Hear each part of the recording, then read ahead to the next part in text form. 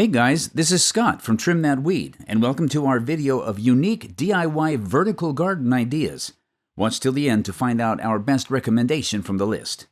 Our list begins with Pallet Planter.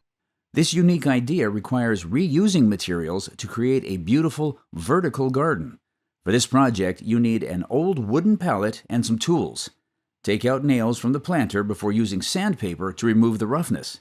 Remove a few pallet boards to make room for your plants. Paint the pallet to your liking, then finish with a water-based sealer to keep it safe from the weather. Choose a wall or a fence to hang your pallet. Alternatively, incline it against the wall or the fence if you do not want to make a hole in the wall. Add the plants directly to the pallet or attach baskets on the pallet boards. Gutter garden. Creating a gutter garden involves using your old gutters as growers. Alternatively, you can use PVC pipes to grow non-edible plants, as the chemicals used to make PVC pipes can seep through the soil, making edible plants harmful. Place the gutters horizontally on a wall to create a vertical garden. Add soil to the gutter before adding your plants. Make holes in the gutter for drainage. A garden wall. A garden wall doubles up as a privacy wall. It requires metal containers, terracotta pots, hex wire, and cedar posts.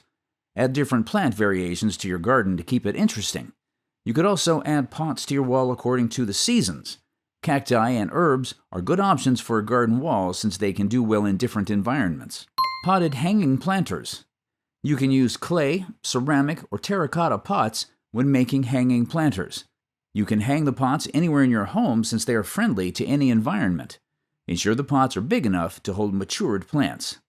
Which is the best? The pallet planter is the best since it only requires upcycling materials. It is a simple yet sophisticated look that brings life to a boring wall or fence.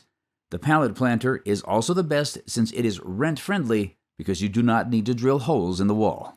Thanks for watching.